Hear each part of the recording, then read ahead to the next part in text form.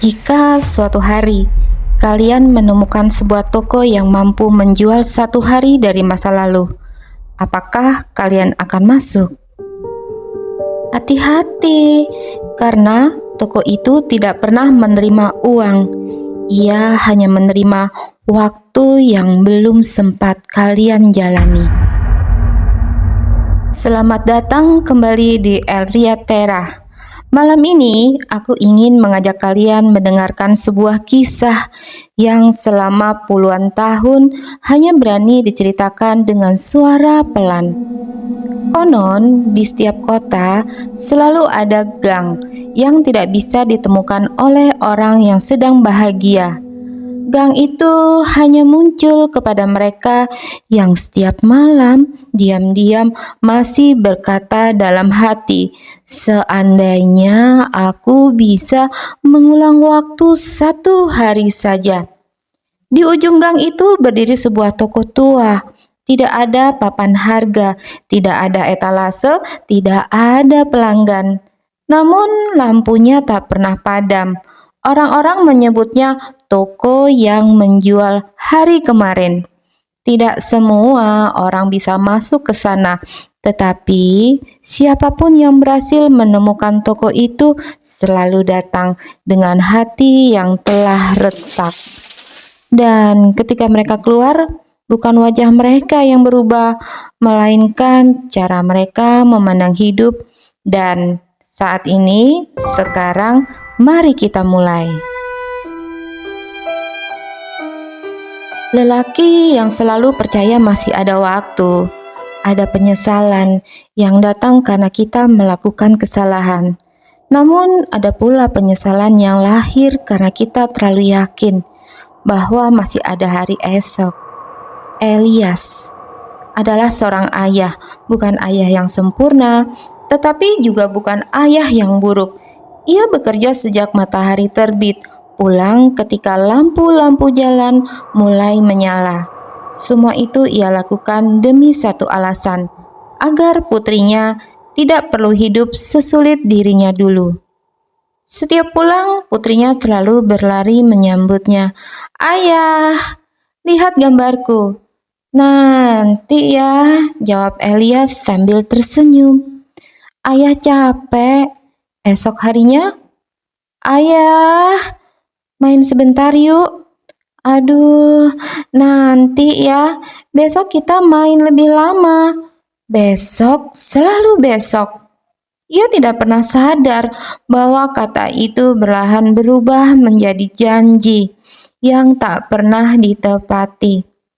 Hingga pada suatu sore, telepon itu berdering.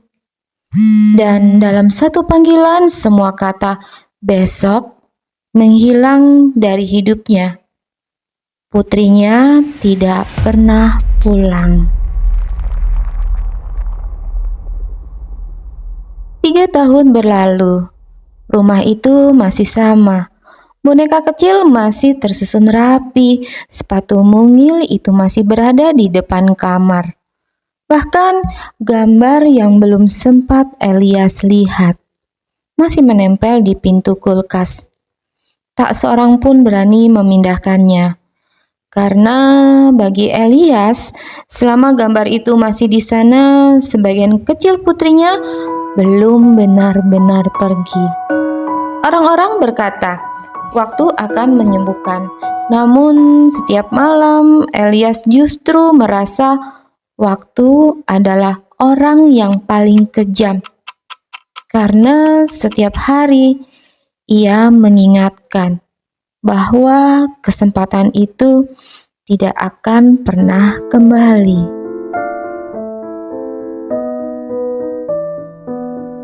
Hujan turun sangat pelan, seolah langit sedang takut membangunkan kenangan. Malam itu, Elias kembali berjalan. Sudah menjadi kebiasaannya setiap tanggal kematian putrinya, ia selalu keluar rumah.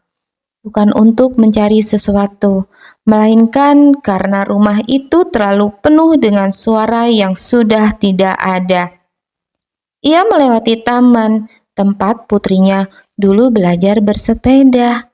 Ia melewati toko roti, tempat mereka biasa membeli roti coklat setiap hari Minggu. Lalu ia berhenti. Di tangannya masih ada sepotong permen stroberi.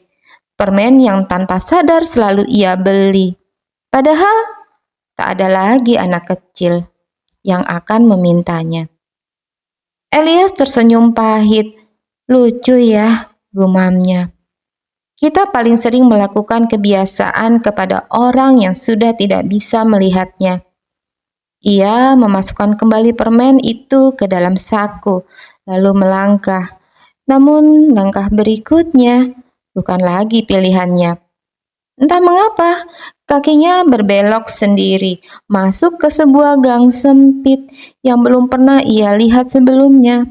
Gang itu sunyi, terlalu sunyi. Bahkan suara hujan seakan tertinggal di luar. Di ujung gang, sebuah lampu kuning tua menyala redup. Hangat, seperti seseorang yang sengaja membiarkan pintu rumahnya terbuka.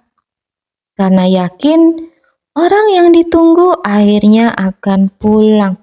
Semakin dekat, dada Elias semakin sesak. Ia merasa seolah tempat itu mengenalnya. Lalu ia melihat papan kayu tua yang tergantung di atas sebuah pintu. Catnya telah pudar, sebagian hurufnya mulai hilang, namun 5 kata itu masih terbaca dengan jelas. Toko yang menjual hari kemarin.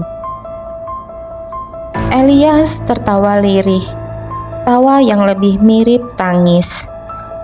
Kalau kau benar-benar bisa menjual hari kemarin, aku ingin membeli hari ketika putriku meninggal. Ia menundukkan kepala, air matanya jatuh. Untuk pertama kalinya malam itu, aku hanya ingin membeli. Suatu sore yang dulu selalu kuanggap biasa, sore ketika ia memintaku bermain. Dan aku memilih berkata, besok saja ya. Hening. Tak ada jawaban. Namun perlahan bel kecil di atas pintu itu berbunyi sendiri. Ting ting, ting ting. Pintu kayu tua itu terbuka sedikit. Kerak. Dan dari dalam terdengar suara seorang perempuan tua yang begitu lembut, hingga terdengar seperti seseorang yang telah lama menunggu. Masuklah Elias, masih ada 3 hari yang tersisa untuk kau pilih. Elias membeku, dadanya mendadak sesak. Karena ia belum pernah mengatakan kepada siapapun bahwa jika diberi kesempatan, ia hanya membutuhkan 3 hari.